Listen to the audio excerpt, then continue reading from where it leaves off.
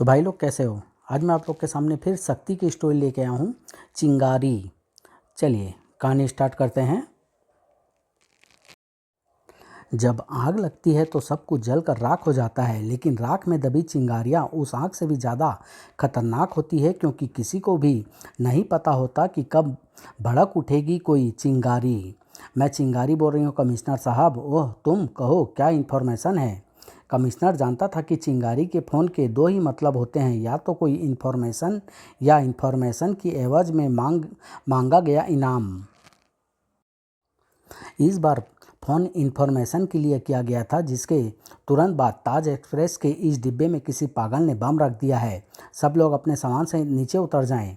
सामान सहित सबको इसलिए उतारा गया है ताकि इस कंपार्टमेंट में अगर कोई लावारिस सामान है तो वो हमारे सामने आ जाएगा। वो ट्रंक लावारिस है, इसका ताला तोड़ दें साहब। खबरदार, ताले को हाथ मत लगाना। बम स्क्वाड को अपना काम करने दो। देखा, बम ताले में ही था। इसे तोड़ने या खोलने की कोशिश की जाती तो ये फट जाता, और ये इतना शक्तिशाली है कि 10 फुट के एरिया की धज्जियां उड़ा देता। लेकिन अब खतरा टल चुका है। फिलहाल तो खतरा टल चुका था, मगर खतरे की जड़ अभी कायम थी। ये भी उसी रहस्यमयी इन्फॉर्मर के कारण हुआ जो खुद को चिंगारी कहती है। मेरा दुबई से आया 2 करोड़ का सोना उसकी इन्फॉर्मेशन पर पकड़ा गया। हांगकांग से आए मेरे एक खास मेहमान हबूबी को उसकी इन्फॉर्मेशन पर पुलिस ने मार गिराया और 40 लाख की हीरोइन जब्त कर ली गई। रोहिणी में मेरा एक गोदाम उसकी इन्फॉर्मेशन की भेंट चढ़ गया, और आज जब मुझे बम लगाकर आतंकवाद फैलाने का कॉन्ट्रैक्ट मिला तो मैं अपने पहले ही स्पॉट पर विफल हो गया। यानी चिंगारी को ये भी पता चल गया कि बम एक ताले के रूप में ताज एक्सप्रेस के डिब्बे में है। आखिर कैसे उसे हमारी हर बात का पता चल जाता है विक्रम। मुझे लगता है उसका कोई इन्फॉर्मर हमारे गैंग में है जो हमारी गुप्त सूचनाएं उस तक पहुंचाता है। ये नहीं हो सकता। मैंने अपने हर आदमी की अच्छी तरह से छानबीन करवा ली है किट्टी। मेरा कोई भी आदमी वैसे किसी भी इन्फॉर्मर से नहीं मिला। ओह, चिंगारी एक बार मेरे हाथ लग जाए तो उसका भी वही हश्र करूँगा जो एक बार मैंने ऐसे ही एक पुलिस के इन्फॉर्मर प्यारे लाल सुधार का किया था। ख़त्म कर दिया था मैंने उसकी पूरी फैमिली को।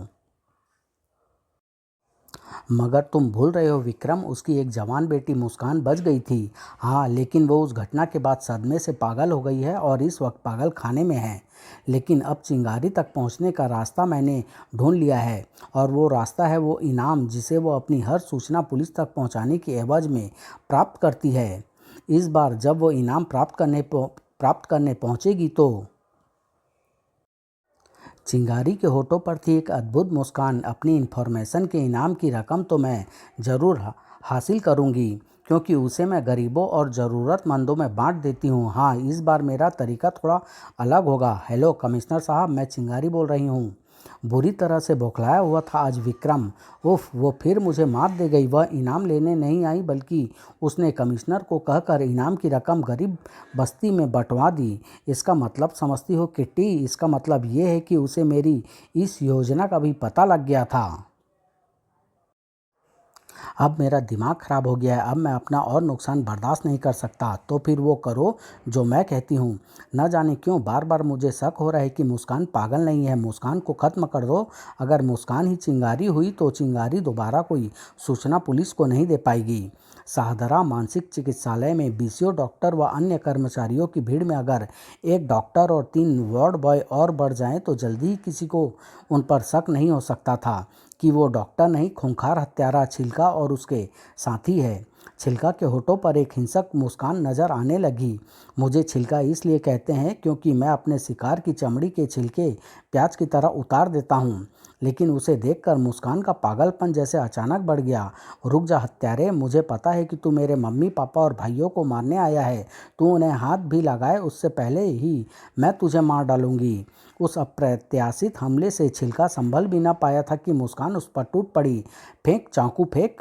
मानसिक रूप से विक्षिप्त किसी व्यक्ति के हाथ में किसी शस्त्र का आ जाना खतरे से खाली नहीं होता, क्योंकि उसे पता नहीं होता कि शस्त्र किसी की जान ले सकता है। उफ, ये तो पूरी शैतान है। मुझे ऐसा लग रहा है जैसे मैं कत्ल करने नहीं बल्कि कत्ल होने आया हूँ। छिलका की उस शक्तिशाली ठोकर ने मुस्कान के होठों से दर्द भरी सिसकारी को आज़ाद कर दिया। आज़ाद सिसकारी वायु के रास्ते गमन करती चली गई। हर चीज़ की एक लाइफ होती है, जैसे एक चीख की लाइफ थी उस दिमाग तक। ओह, कोई स्त्री संकट में है। क्या हुआ चंदा, तुम चौंक क्यों पड़ी? का कुछ नहीं तरुण, मुझे तुरंत जाना होगा। चंदा के शरीर में कपकपाहट आरंभ हो चुकी थी, लेकिन तरुण के सामने शक्ति बन पाना संभव नहीं। मगर छिलका के लिए सब कुछ संभव था। छिलका पर हाथ उठाती है, छिल कर रख दूंगा। मुस्कान की उस कराह पर शक्ति के शरीर की कपकपाहट अब थरथराहट में बदलने लगी। कॉफ़ी का ये कप मेरी मदद करेगा। ओफ, चाय कपड़ों पर गिर गई। चंदा, तुम्हारा दिमाग कहीं और है।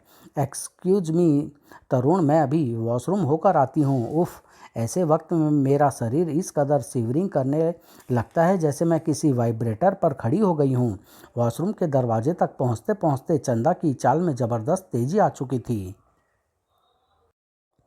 वॉशरूम में प्रवेश के साथ ही चंदा का जिस्म रोशनी से ऐसे सरोबर हो उठा मानो स्विच जलाते ही ट्यूब रोशन होती हो। ऐसे में खुद को संभाले रखना मेरे लिए बहुत कठिन होता है। मुसीबत केवल क्षण भर ही छिलका और उसके साथियों से दूर थी। क्या हुआ छिलका? बॉस, लड़की चीख क्यों रही है? चीखे सुनकर कोई भी अंदर आ जाएगा। बस अब मैं इसका गला दबाकर इसकी आवाज़ को हमेशा के लिए खामोश कर दूंगा। ओह, ये क्या? किसकी आवाज़ को खामोश करना चाहता है तू दरिंदे? ओफ, नारी की आवाज़ अब तुम्हारे जुल्म की बेड़ियों से बांधी नहीं जा सकती। आह, ऐसी कोशिश भी करने वालों को सख्ती सज़ा देने आएगी। अब अपना यह गाल तू जाकर अपने साथियों को दिखाना और उन्हें मेरे बारे में बताना, ताकि वो सब भी सावधान हो जाएं, वरना एक दिन उनका भी यही हाल होगा। बाहर से भागते कदमों की आवाज़ें आ रही है, यानी वो पुलिस यहाँ तक आ पहुँची है जिसे मैंने क्षण भर पहले मेंटल हॉस्पिटल में एंटर करते देखा था। चिंगारी की सूचना सही थी। छिलका अपने साथियों के साथ यहाँ आया हुआ है, पकड़ लो इन्हें। ओह, छिलका की ऐसी हालत किसने की? अंदर तो सिवाय इस पगली के और कोई भी नहीं है, और ये तो बेहोश है। कमाल है, ये बेहोश है। फिर छिलका और उसके साथियों को बेहोश किसने किया? और जो सूचना के मुताबिक इसे मारने आए थे, काश इंस्पेक्टर को पता होता कि उन्हें बेहोश करने वाली इस वक्त वहाँ से कुछ मील दूर वापस अपने दोस्त तरुण के पास पहुँच चुकी थी।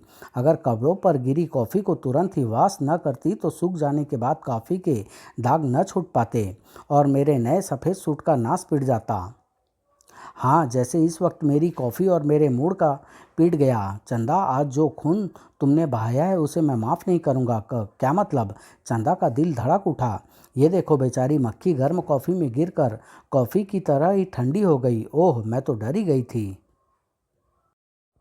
जल्दी ही चंदा वापस उसी मेंटल हॉस्पिटल में मुस्कान के वार्ड में मौजूद थी। इसे क्या हुआ है डॉक्टर?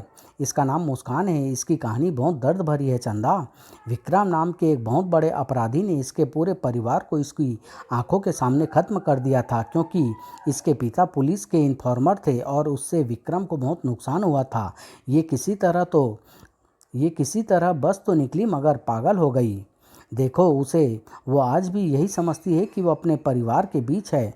वो जूते उसके पापा के हैं जो उसे ये एहसास दिलाते हैं कि उसके पापा उसके सामने ही है। देखा पापा, मैंने उन गुंडों को आपके पास भी नहीं भटकने दिया। वो आपके पास आते तो मैं उन्हें मार डालती। वो साड़ियाँ जो हैंगर पर टंगी है, वो सैंडल, वो श्रृंगार बॉक्स इसकी माँ के हैं, जिन्होंने ये अपने से जुदा नहीं होने देती। शायद इन चीज़ों में उसे अपनी माँ दिखाई पड़ती है। माँ, तुम्हें भूख लगी हो तो मैं तुम्हारे लिए खाना बना दूँ? और मेरे शैतान भाइयों, तुमने अपना होमवर्क किया या नहीं? मुझे मालूम है कि नहीं किया होगा।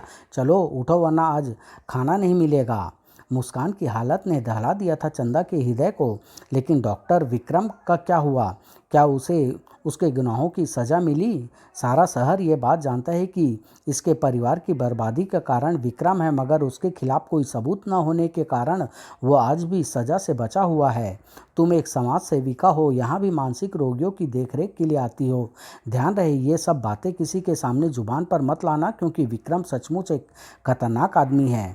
एक मासूम नारी की बर्बादी के जिम्मेदार व्यक्ति का नाम चंदा भले ही अपनी जुबान पर न लाए, मगर शक्ति उसे नहीं भूल सकती। इधर विक्रम के चेहरे पर उस वक्त झुंझलाहट के भाव थे। देखा, एक बार फिर जिस चिंगारी की हुई उसे ये भी पता लग गया कि छिलका और उसके आदमी मुस्कान को खत्म करने आने वाले हैं। विक्रम बॉस, छिलका चिंगारी के कारण नहीं बल्कि उस रहस्यमय शक्ति के कारण पकड़ा गया जिसके थप्पड़ ने छिलका के गाल की परतें उधेड़ दी। पता नहीं क्या हो रहा है लुका, अभी हम चिंगारी नाम की मुसीबत का अभी पता नहीं लगा पाए, ऊपर से ये और नई मुसीबत आ गई। शक्ति, पता नहीं कौन है ये शक्ति। पिंगलिंग पिंगलिंग। Hello, Vikram here. मैं चिंगारी बोल रही हूँ विक्रम। आज मैं तुम्हारा एक अड्डा खुद तबाह करने की ख्वाहिशमंद हूँ। Goodbye mister Vikram. आओ किट्टी, फ़ोन चिंगारी का था। वो मेरा एक अड्डा तबाह करने वाली है और मैं जानता हूँ कि वो ऐसा कर भी देगी। हमारे इस अड्डे के अलावा दिल्ली में महरौली में हमारा दूसरा अड्डा है जहाँ हम अपना सारा माल रखते हैं। मुझे लगता है वो उसे ही तबाह करने की कोशिश करेगी। मैं अपने कुछ आदमी लेकर वहाँ जा रहा हूँ। लुका बाकी आदमियों को सतर्क कर देगा। तुम यहाँ सावधान रहना, मैं तुमसे संपर्क बनाए रखूँगा। लेकिन विक्रम अभी अपने आदमियों के साथ कार तक पहुंचा ही था कि ओह नो, मेरा अनुमान गलत निकला। मैं समझता रहा वो मेरे दूसरे अड्डे को उड़ाएगी, पर चिंगारी ने इसी अड्डे को उड़ा दिया। किट्टी का क्या हुआ होगा? वह बची नहीं होगी, मेरे कई आदमियों के साथ मारी गई होगी वो भी। नहीं, मैं उसकी मौत को बर्दाश्त नहीं कर सकता। किट्टी, जल्दी ही तुम ठीक तो हो ना किट्टी? विक्रम, मुझे यकीन नहीं हो रहा कि मैं बच गई हूँ। इस इसे सुनने के बाद तुम्हारा ये यकीन खत्म हो जाएगा किट्टी। मैं चिंगारी बोल रही हूँ विक्रम। आज मैं तुम्हारा एक अड्डा खुद तबाह करने की ख्वाहिशमंद हूँ। Goodbye mister Vikram. क्यों चौंक गई ना सुनकर? ये नहीं पूछोगी कि ये फ़ोन मुझे कहाँ से किया गया? मैं तुम्हारे बिना पूछे ही बता देता हूँ। ये फ़ोन मुझे मेरे उसी ध्वस्त कर दिए गए अड्डे से किया गया था और फ़ोन करने वाली खुद चिंगारी नहीं थी बल्कि उसकी आवाज़ का कैसेट चला रहा ये टेप रिकॉर्डर था। क्योंकि चिंगारी तो नंबर डायल करने और टेप रिकॉर्डर ऑन करने के बाद किट्टी के रूप में मेरे पास पहुंच चुकी थी। अब तुम फंस चुकी हो चिंगारी, यहाँ से तुम बच नहीं पाओगी। मुझे तो तुम पर उसी वक्त शक हो गया था जब तुमने मुझे मुस्कान के कत्ल के लिए कहा और वो इन्फॉर्मेशन भी पुलिस को मिल गई जो कि तुम्हें और मुझे ही मालूम थी। तुम चाहती थी कि छिलका जब मुस्कान का कत्ल करने वहाँ पहुँचे तो पुलिस उसे वहीं दबोच डाले या मार डाले। मलबे में तुम्हारी तलाश करते वक्त मुझे ये टेप रिकॉर्डर ऑन पोजीशन में रिसीवर के साथ पड़ा हुआ मिला। संयोग से ये ठीक भी था। फिर जब मैंने उस में लगी कैसेट में चिंगारी की आवाज़ सुनी तो समझ गया कि नंबर डायल करने के बाद रिसीवर टेप रिकॉर्डर पर रख कर तुम मेरे पास आ गई थी ताकि मुझे तुम्हारे चिंगारी होने का शक न हो।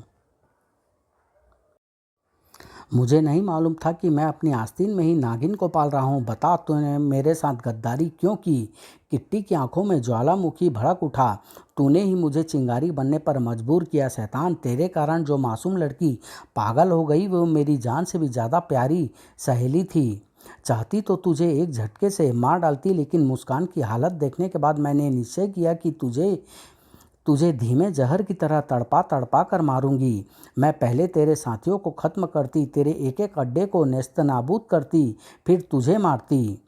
लेकिन अब तू खुद तड़प तड़प कर मरेगी। आज ये चिंगारी हमेशा के लिए बुझ जाएगी। विक्रम को नहीं मालूम था कि किट्टी के नहीं, मौत खुद उसके सिर पर मंडरा रही है। नारी पर अत्याचार के खिलाफ उठी है शक्ति। यदि कोई भी नारी पर जुल्म करेगा तो उसे शक्ति का कहर भुगतना ही होगा। दूसरे ही पल, ओह ये क्या, कार की छत कहाँ गई? मैंने भीषण ऊष्मा महसूस की थी। तूने जो ऊष्मा महसूस की थी वो समस्त नारी जाति के विद्रोह की ऊष्मा थी जो शक्ति की हथेली में समाई है। ओह, तो तुम हो शक्ति जिसने छिलका का बुरा हाल किया। इसे भी मत छोड़ना शक्ति। विक्रम नाम का ये खूंखार हत्यारा जीने के काबिल नहीं। इसी की तलाश थी मुझे। मुस्कान के मासूम होठों से इसी ने छीनी है मुस्कान। लुका तुम दोनों से छीन लेगा तुम्हारे प्राण। शक्ति बचो, हट पीछे। कई गोलियों एक साथ चलाई जाए तो भी मैं एक एक करके उन्हें क्रिकेट की बॉल की तरह न सिर्फ कैच कर सकती हूँ बल्कि उनका लोहा अपनी हथेली की भीषण ऊष्मा में जज्ब कर सकती हूँ। तब ये लोहा पैदा करता है नए शस्त्र। गाड़ी भगाओ। अब तुम कहीं नहीं भाग सकते। लेकिन कार तो आगे बढ़ चुकी थी और कार में थी बेहोश किट्टी। तुम दोनों की शक्ति आकाश की सैर कराएगी, तुम दोनों को शक्ति आकाश की सैर कराएगी। तब तक होठों से उछलते रक्त को साफ करता अपने होश दुरुस्त कर चुका था विक्रम। अब तू गई शक्ति। काश अपनी उन उंगलियों का हश्र देख पाता वो, जो शक्ति की उष्मा को चीर तो गई थी मगर दूसरी तरफ लोहे की गर्म बूंद बनकर टपकी थी। शक्ति के हाथ से प्रस्फुटित हुई उस प्रचंड उष्मा ने विक्रम की आंखें कटोरों की शक्ल में फैला दी। ओह गॉड, ये क्या, ये शक्ति क्या भला है।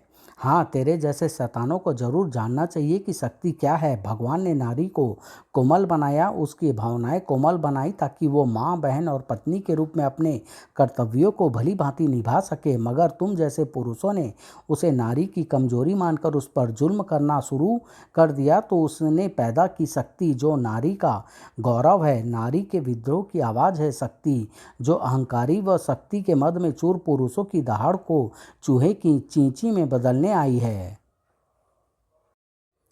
ताकि फिर किसी मुस्कान के होठों से उसकी मुस्कान को कोई न छीन पाए। और अगर कोई ऐसा करे तो उसे याद रहे कि शक्ति मौत बनकर आएगी।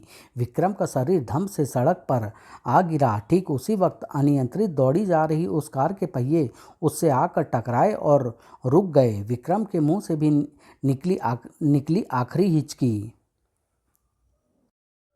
और उठो, निर्भय हो जाओ। पुरुष प्रधान इस समाज में सिर उठाकर जियो। पापियों को उनके पापों की सजा देने बार बार आती ही रहेगी शक्ति। ये चिंगारी भी हमेशा जिंदा रहेगी शक्ति। समाप्त।